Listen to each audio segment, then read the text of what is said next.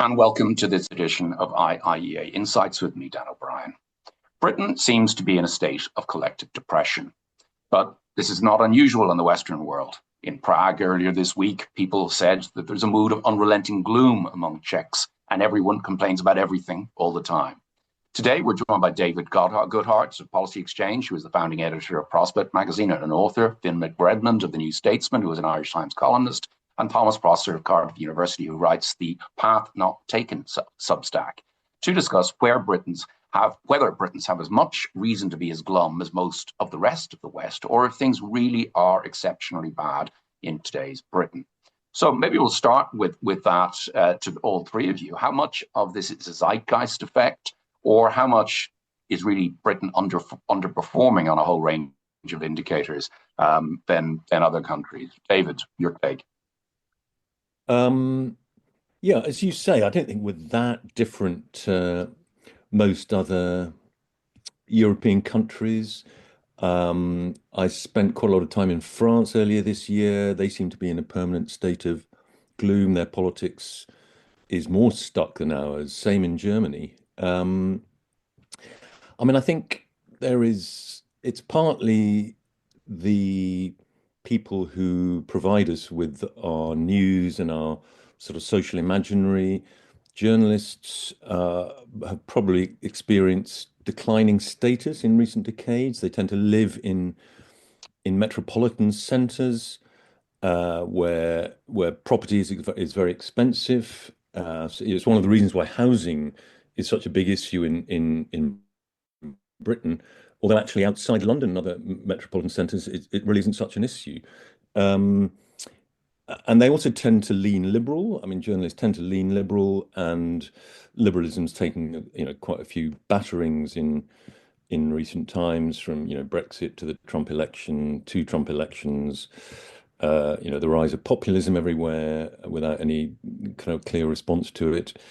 I do think perhaps if there are sort of distinct things about the UK, which are only sort of partially distinct, these things apply elsewhere too. I think the kind of disappointment of the two masses, as I call them, mass immigration, which was supposed to be a huge economic boost, notwithstanding, inevitable degrees of cultural friction, but it was supposed to cause our economies to flourish at least, and it hasn't. So we're left with the cultural friction without the economic growth, and mass higher education, which again was supposed to kind of, create increased social mobility, make everybody a sort of self-actualizing intellectual.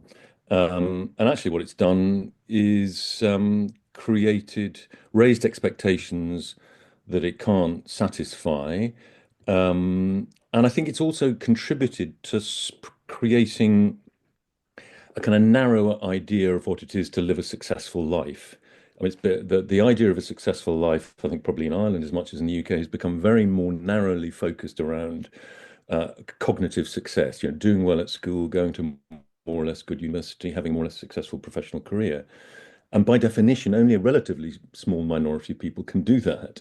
So it's left everybody else feeling like a second-class citizen. Even now, a lot of people who actually go to university but end up doing kind of backroom jobs on 25 grand a year or whatever. And the final point, is the made by the French historian Pierre Vermeeren, who has done this has this data on the kind of metropolitanization of France. He talks about how the 12 big metropolitan centers in France account for about 25% of the population, but they produce about 60% of GDP, and they have close to three-quarters of high-paid people living in those places, not to mention the whole of the political and media class. So again, you've got this sort of geographical concentration of the success story. Success, to the extent that we still have it in our societies, has become far too concentrated in a few metropolitan centres. Right. Well, I think that sets us up very nicely for the views of our other two contributors, Finn as a journalist and Thomas as an academic. Finn, that point David makes about journalists losing status and the journalistic profession becoming less well paid and more difficult to have that successful life in the past. Does that? What's your take on how much that reflects that the views of journalists are bleaker than most other people because they really have had a decline in their status and earning power? Yeah, I think it's important to remember who is behind the stories and the narrative we're spinning about the country, but I don't think we should over-index it too much. I think in Britain and in London, where I live, there is a material and observable decline in the public realm. The cover of The Spectator last week was written by a young journalist called Gus Carter, who coined the term "Scuzz Nation." It's a slightly grotty term, but kind of captures something very interesting. The piece was detailing this very obvious, observable material decline in the public realm, as I say. He talks about how often he sees people try to break into cars on his road and how he calls the police and they say they can't do anything about it. I'm sure anyone else who lives in London is completely aware that they have to clutch their phone very, very tightly when they're walking down the street for fear that someone on a bike will come and rip it out of their hands. It's happened to me. It's happened to almost everyone. Not almost everyone I know, but it's happened to a lot of people. Everyone knows someone who it's happened to in the very least. This happens in the broad daylight. They're never caught. The police, you can call the police and they won't do anything about it. They can't do anything about it. They don't have the resources. I think the piece had an interesting stat that fewer than 1 in 100 car break-ins result in a charge. Shoplifting's at the highest level. Fly tipping's up 50%. You look at Oxford Street, which is supposed to be the kind of aorta of one of the greatest cities in the world, and it's full of vape shops and these kind of like weird candy stores that are kind of homogenous and no one really knows what's going on behind them. 7 in 10 voters will tell you the country is getting worse. You'll have pedants who come around and tell you that crime is technically trending down, and that's true. And but there are things to bear in mind there, which is that a majority of people who witness crimes don't report them. Half say they don't even expect the police to respond. So all of that is true. What I keep referring to as the material and observable decline of the public realm. You feel it. I've lived in London for 8 years, 9 years maybe. I feel it very viscerally. But we also have to remember that pessimism and gloom has a contagion effect. So that can lead us to over-index everything we see as worse, when it might actually just be as bad as it used to be, or maybe it's even improved. I saw some trash in the lovely lake in St. James's Park just the other day. And, in my head, I went, oh, God, just like everything else, it's getting worse. I probably saw trash in St. James's Park Lake 5 years ago. But so it becomes a self-fulfilling prophecy.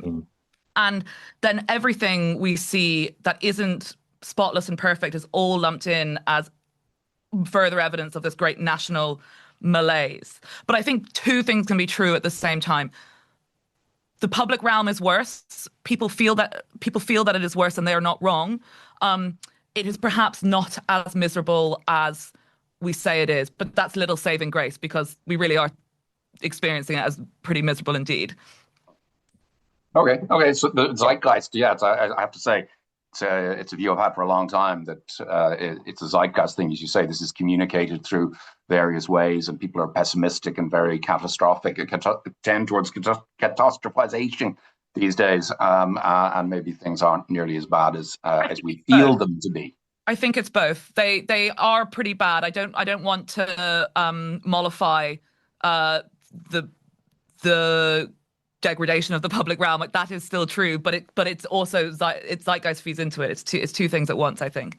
Okay, and Thomas, what's your sense of the public realm in Wales and that point that David made about the raising of expectations? Too many people going to third level. This is a very interesting debate. I do think you have to be careful when you talk about the decline of the UK. I was just thinking about Poland actually, when because you mentioned Czech Republic at the start, and in Poland, the economy has been booming for 10 or 15 years or whatever.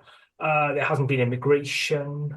And still, radical right populists have done very well. So it's really quite a complicated thing. I was thinking as well about the issue of crime in the public realm, and I think pretty sure I'm right in saying that crime statistics are quite markedly down since the 90s. Burglary also. So it's really a very complex phenomenon. Whether the UK is in crisis or doing very badly, I do think you can make certainly a case that the country is going through a bad time. I read recently Sam Friedman's book Failed State, and also the Torsten Bell book, which is very interesting. And I think they do make a case that Britain is not in a great place. You have the eye-catching statistic is the one about wage growth since 2005, I think, which is really rather depressing. Although again, you have to be careful about that, but because the relationship between political values and vote choice and wage growth and a whole host of other economic indicators, it's not as straightforward as one would think. On the topic of Wales, I think that Wales is very interesting because it shows that this crisis, I'm not sure it has that much of a partisan dimension. We have had a Labour government.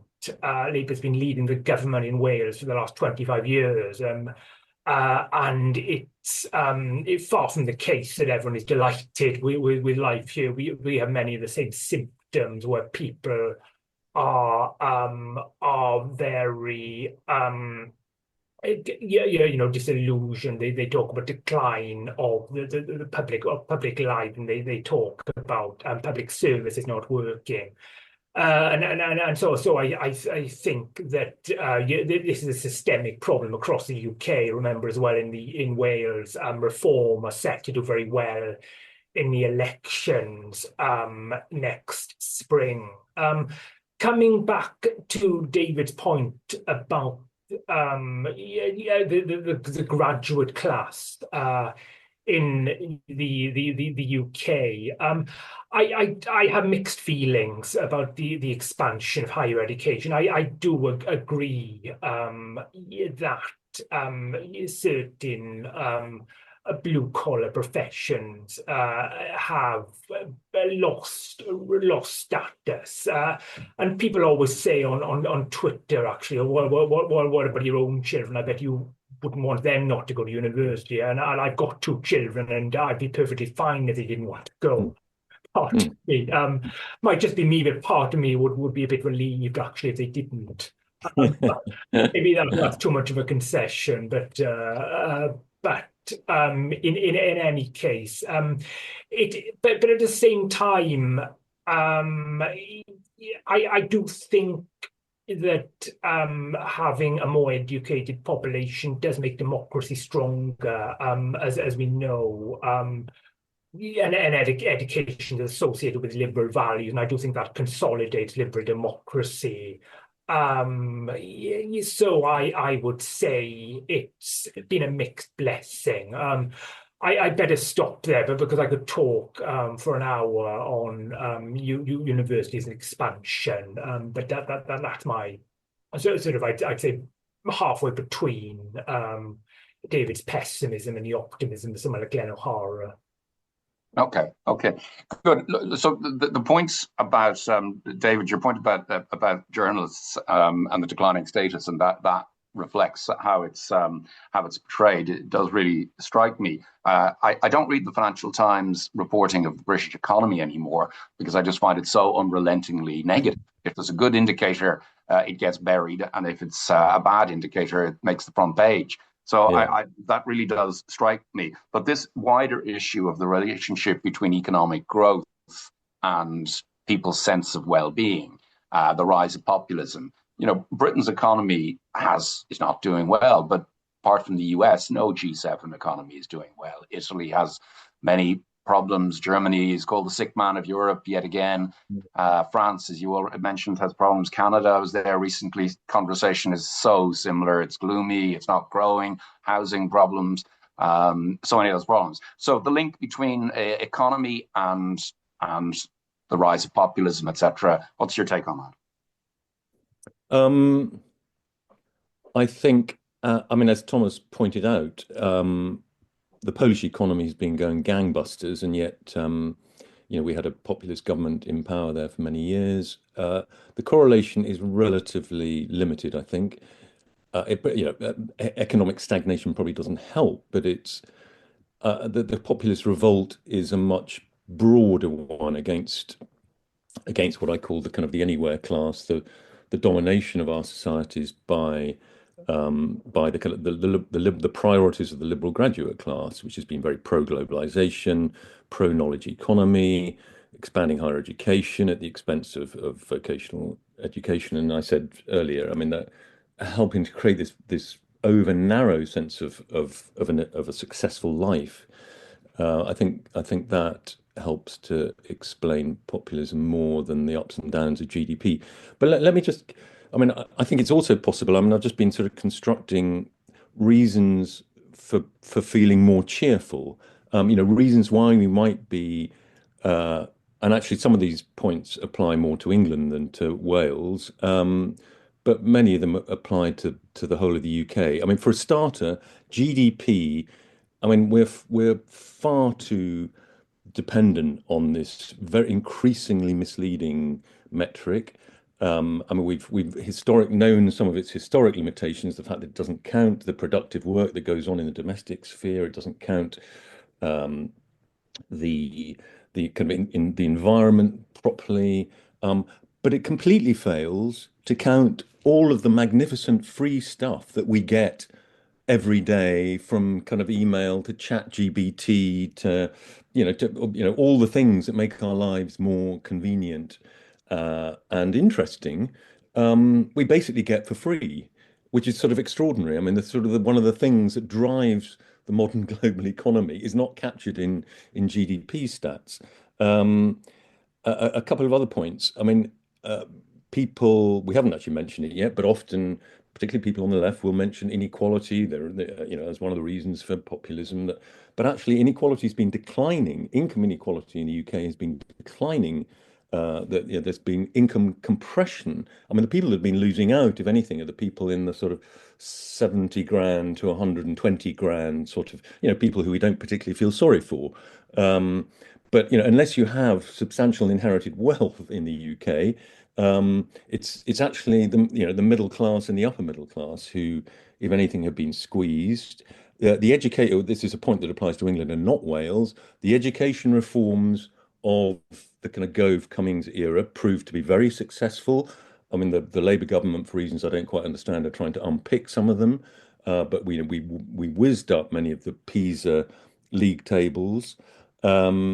We have, race and sex equality are much more deeply embedded in British life. The elite is much more open than it was even 20, 25 years ago, I would say. Even before the election of the Labour government, the proportion of people in Parliament who were privately educated was about 25%. It was certainly below 30%. It's probably now less than that because of the huge Labour majority. I mean, there are quite a few privately educated Labour MPs, but they're a minority. It's probably down to about 20%. And Oxbridge, one of the other sort of indicators of kind of the openness of the elite is Oxbridge entry, which is at its highest ever level of state school entry. Of course, most of the people from state schools who go to Oxbridge are middle class, but it's about 75% state, 25% private, and even at the height of the grammar schools in the 50s and 60s, it was like 70-30 or something. So I think there are reasons for kind of looking beyond the daily gloom to structural changes that have been pretty positive. Finn, as an Irish woman who emigrated to the UK, I'm sure you know plenty of people of your own generation who in both Britain and Ireland. So that issue about booming economy, we've had a booming economy since you left. How big a difference does that make to people you know, and specifically on housing? Big discussion about housing, both here and in Britain, and the unaffordability of housing and how house prices have risen, and rents have risen. Some thoughts on those issues? Yeah, I would just say I take your point about the Financial Times, but you would have loved it today because they're quite prominently running with a story that the BBC had splashed on earlier as well, which is the UK economy grew the fastest pace it has in a year. So it's not all doom and gloom. But, I think the point about Poland's economy doing extraordinarily well and that not, offsetting populism is also true of America. I think there's a Financial Times piece yesterday that kind of describes the US as a growth phenomenon, but with little benefit to its political realm. So I think, yes, those 2 points are very important to remember, and important to remember that populism is a far more complicated beast than something transactional with the economy. So housing is obviously a significant problem in the UK and a significant problem in Dublin for people of my age. It is mostly important, I think, because it generates a sense that the world feels unfair.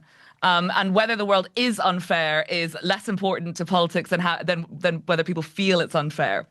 And they feel this generational unfairness. I think that generational unfairness that sense of generational unfairness was massively compounded by COVID and lockdowns. And that saw a real breakdown in the social contract, which is, we look out for each other. The young looked out for the old, and to what benefit?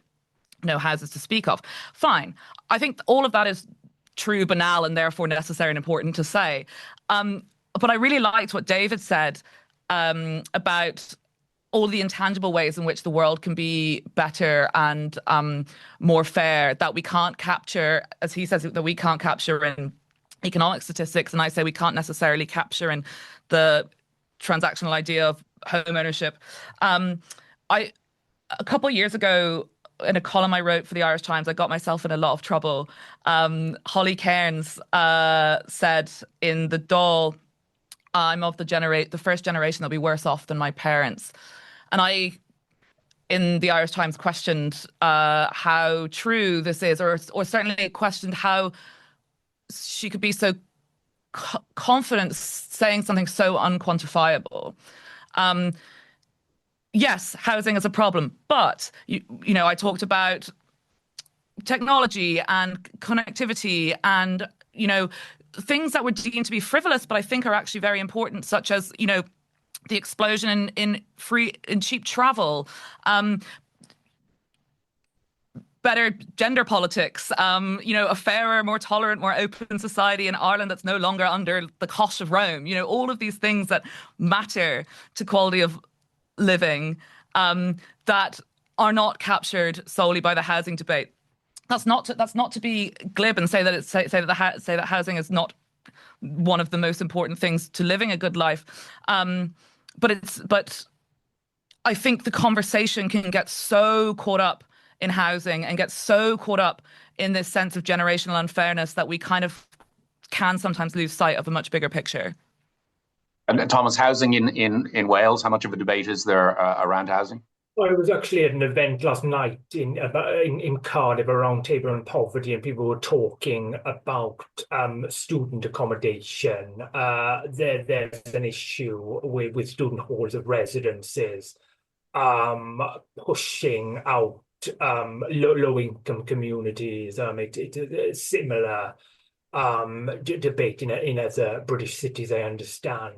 I think on housing and political behaviour, I confess I'm not extremely familiar with this area, but I do know that there are studies that show that house prices and home ownership are related to support for populist parties. There's very good work on Brexit, for example, by an answer. So it's clearly a thing. We're talking earlier about economic factors having an ambiguous relationship with support for populist parties. In the case of housing, there seems to be a stronger relationship. Of course, as I was saying, we've got an election next spring in Wales. It's possible that Reform will be the largest party. It seems unlikely there'll be a Reform government, but that's also possible. Certainly, at district level, I think their vote will be correlated with a range of socioeconomic indicators. One of them might be housing. I confess I'm speculating a little bit here. I'm not aware of the exact figure, but at district level, in some of the valleys regions, of course, there are long-standing housing challenges, and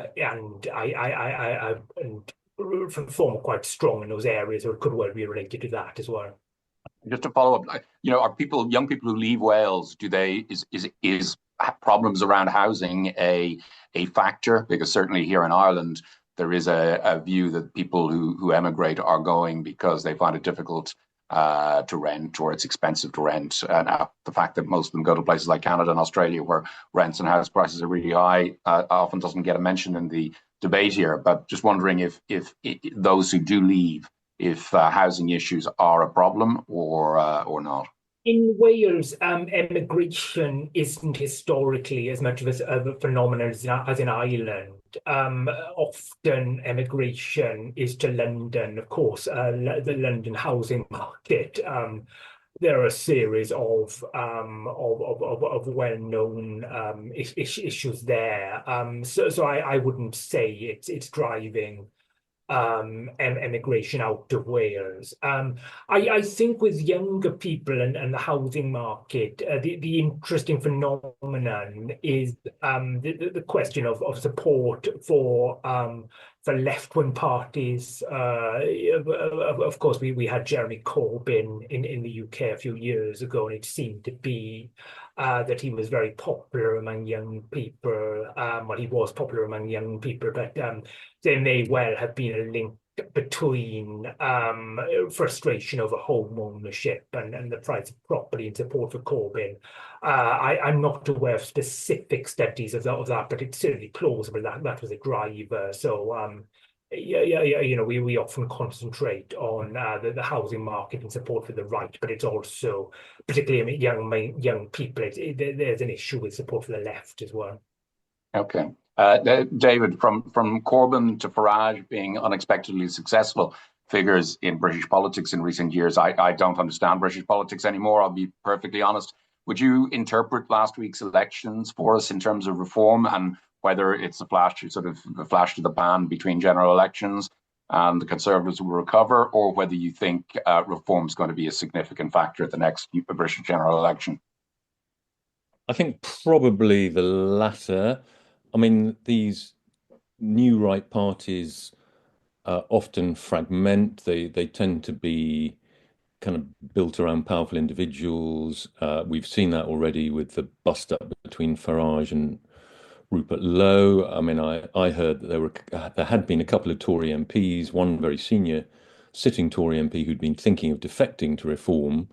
And when they saw the way that Rupert Lowe had been treated by Farage, they thought, well, I'm certainly not jumping ship now. I mean, what's the point of joining a party that I will have absolutely no say in the direction of? So that will place some limits, I think, on.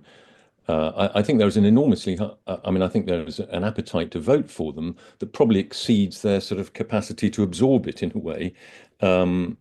It's still sort of, in polite middle-class society, it's still something of a taboo. But I mean, I think that just in the way that the kind of firewalls, with the partial exception of Germany, the sort of firewalls against political coalitions with populist parties have gradually fallen. I think they will become much more mainstream. They're already mainstream. They've been in government, they've dominated governments in Italy, Poland, Austria, the Netherlands, lots of countries. They are the main force that they've taken over the centre-right position. And I think most of them are actually just new versions of centre-right parties. I mean, obviously, there's been a lot of focus on the extremist roots of some of these parties, but look at Meloni, look at Marine Le Pen.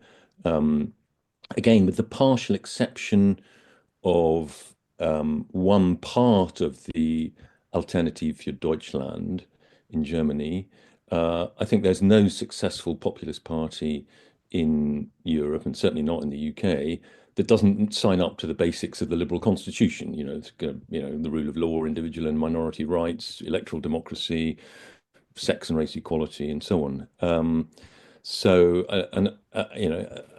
the more, on the other hand, as I say, the personnel that constitute these parties sort of still kind of lags behind. So there will no doubt be over the coming months all sorts of kind of zany characters who've been elected as reform councillors who will be hearing a lot about. Notwithstanding Farage's, I think, genuine attempt to try and create a firewall of his own from extremists in the far right, and he's excluded Tommy Robinson from his party. But I think the underlying conditions that make populism attractive remain in a way. I mean, what the populists, not without reason, call the uniparty, the sort of centre right and centre left. I mean, there is no substantial difference, despite the kind of tiresome adversarial rhetoric you get from both parties. I mean, particularly recently from Rachel Reeves and Keir Starmer. The difference between the parties is absolutely minimal certainly on economic management, on public services, on most things that matter, and now also on immigration. I mean, we just had a white paper from Keir Starmer's from the Labour Party that I've been a mass immigration skeptic for the last 20 years, and the white paper is making all the arguments that people like me have been making. That the economic benefits have been exaggerated, the costs in terms of housing, which we've been discussing, and public infrastructure have been minimized. The cultural change is too fast. Too many of the visa routes are being abused, etc., etc. I mean, the white paper makes all of these arguments. And there is an attempt by some people in the Labour Party, the so-called Blue Labour faction. Morgan McSweeney is said to be sympathetic to it, Keir Starmer's chief of staff. It's a very, trying to occupy that ground, trying to win back reform voters is a very risky strategy for Starmer, because I think, it's all very well sort of talking populist, but if he goes on acting sort of anywhere-ish, liberal graduate-ish, he's going to be burnt at both ends. He's not going to get the reform voters back as he hopes, and he will lose a lot of his, already this phrase, we're in danger of becoming an island of strangers, has caused, it's regarded as a sort of violation by many Labour MPs and Labour activists. It's not impossible they could double down on that route, and they could win back some reform voters. No, as I say, I think the underlying conditions. I mean, mass immigration remains very high. Illegal, much smaller but more politically aggravating illegal immigration across the Channel. They've done nothing about it, and seekers in hotels, which they promised not to do, and all that sort of stuff. I mean, these things really do make a difference, and I think they will, unless they can do something about that. And it's not impossible, I think, that Europe will come together on that. I mean, even at the EU level, or maybe outside, there are sort of coalitions of the willing outside the EU, because this is a massive problem for all sorts of different governments, and there is a willingness, I think, now to start reconsidering some of the laws that were established after 1945, when conditions were completely and utterly different, and we could end up with laws that make it much easier to deport people, that will disincentivize people from coming in the first place, and that could help that could help take the wind out of reform's sails. But otherwise, you've got that. You've got continuing deindustrialization, which is and you've got deindustrialization partly driven by the dash to net zero, which has become now a central part of the reform program. Not only are they against mass immigration, but they're also against this other big measure, which is affecting, working class and lower middle class people in provincial Britain, who are often pretty hostile to it, and the Uni Party does not represent them. Ben, in terms of your sense of, Sir David has raised a number of issues that reform has supported and maybe has been the reason for its support, including immigration and net zero. To what extent do you feel the debate on immigration has changed in recent times in Britain? Yeah, so I think the kind of conventional and, in my mind, correct analysis is that an Overton window has shifted when it comes to the conversation about immigration. And it's shifted in the UK faster than it shifted in Ireland, and Ireland's kind of public discourse is kind of catching up. In that, there was the 2010s was this decade of, and not just around the immigration debate, but just generally this decade of kind of liberal utopias believing they had reached the end of history, and the capacity to liberalize was infinite, and the human capacity for tolerance was infinite. You see that in kind of like discussions about woke as well, and when we look back, and we can see how kind of extreme they became, these kind of like liberal pieties.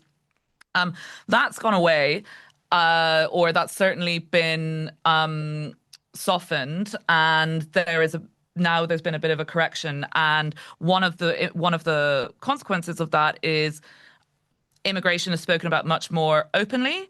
Immigration is spoken about by the left more frequently. It's no longer a sticking point of the right. Reform kind of owned the conversation here on immigration. I think a lot of that is down to Nigel Farage. A lot of that is down to the fact that the Conservatives don't really have any credibility on immigration. They say, we want to reduce mass immigration, but, they're responsible for surges in immigration. And now you've got Keir Starmer talking about it, and this island of strangers rhetoric. What's interesting about that is Keir Starmer is a man who often follows the political weather. One commentator describes Keir Starmer as getting to the right point, but always too late. So, and that's what's happened here. He's sensed the political weather, but he's allowed Reform to own the conversation. He's even allowed the Conservatives and Kemi Badenoch to have a few attack lines on his party. And yes, he now thinks he said the right thing, the electorally expedient thing, the as some people describe it, the democratically necessary thing.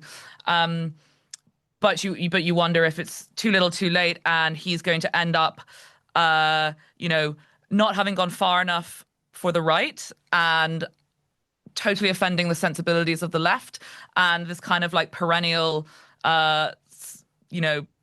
albatross around Starmer's neck is that he can't please everyone. I also think what's interesting as well, which probably beyond the scope of this conversation, is how Ireland is almost doing a Keir Starmer, which is reaching the position that might be electorally expedient, but just a little bit too late, and slowly playing catch up with the kind of shifting tides of the United Kingdom and conversations about immigration. Thomas, two questions. One about the immigration issue from as you see it in British politics. And secondly, do you see Britain possibly withdrawing or pulling out of the European Council on Human Rights in the future owing to some of the judgments on immigration that have been handed down? Yeah, on immigration, it's a very interesting issue. As people have been saying, the debate is moving to the right. Certainly, the majority of political scientists in Britain don't seem to think that Starmer's move to the right is a wise move electorally, for the reason that research shows that social democratic parties, when they make immigration more salient, they tend to lose out to competitors on the right. And also, what other people have shown is that there aren't that many Labour to Reform or Reform to Labour switchers. They're not really competing for the same group of voters, and there's also a danger of alienating but potential Liberal Democrat voters or Green voters. So there's a big risk on the left flank as well.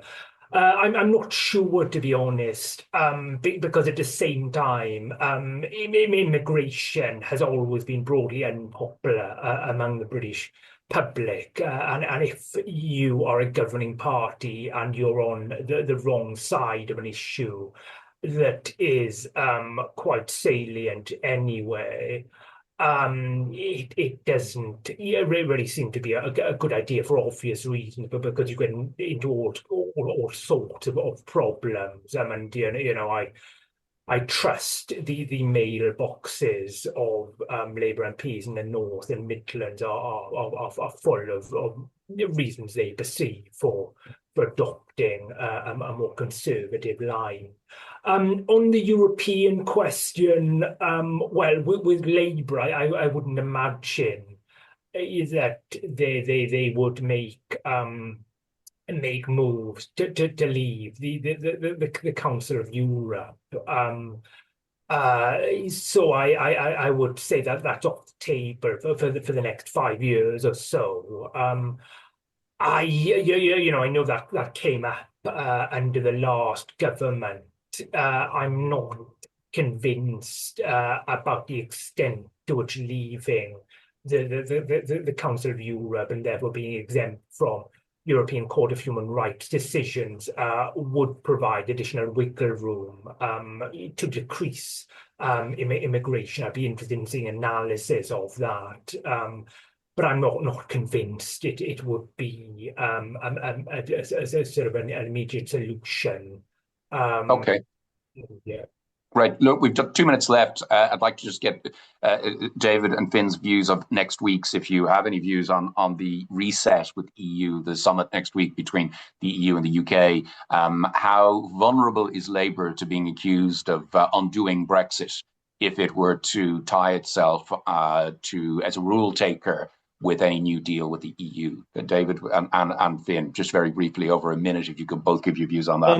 I mean, I don't know. I mean, it depends on how many practical things might be affected. I mean, I saw a report that, if we do this deal, that we won't be able to experiment with GM crops, which apparently are completely safe. It's the kind of extreme safetyism of the EU has sort of regulated them out of existence. I mean, and I think, we also have to be, we're in the middle of a negotiation with the United States.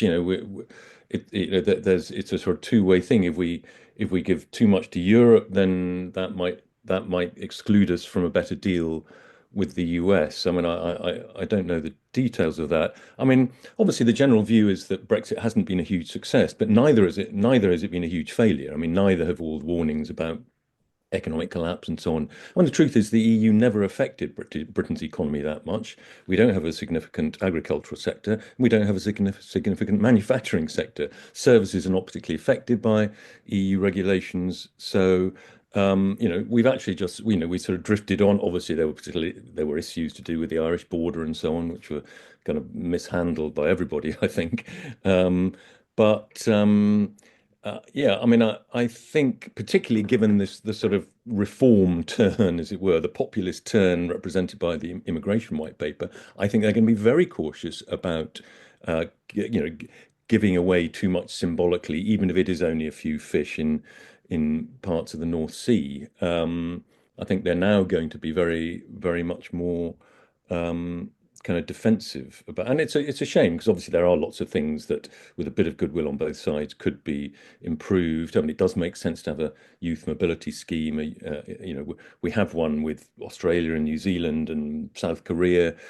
You know, people coming over for 2 years and so on. Again, the problem there is they're going to count, because of the way that we count immigration, those numbers would increase the net migration numbers because people are coming for more than a year. I mean, you know, we ought to shield them from the numbers in some way. But then, Ian, just a final word, and any thoughts you might have on the state of Dublin-London relations and whether that's whether they've improved since the new government came in, and how much they've improved and how normal they are. Yeah, Dublin-London relations have improved no end from the nadir of the Brexit years. The Labour administration were talking to Dublin long before they were elected. They were aware that things needed to improve. I would just say very, very quickly on the Brexit thing, Conservative and Reform politicians and media will cry betrayal no matter what Starmer comes up with. They're going to do that anyway.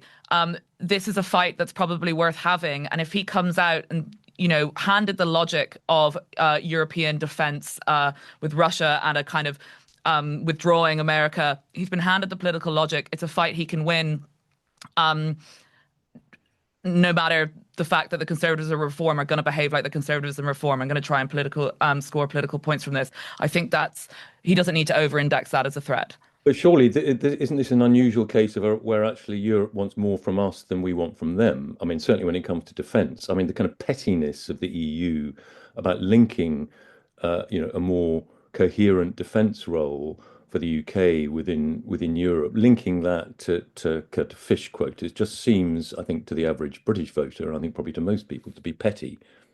I think that's definitely a subject I think we're going to have to come back to maybe after next week's summit in a future edition. But look, we've already gone a couple of minutes over.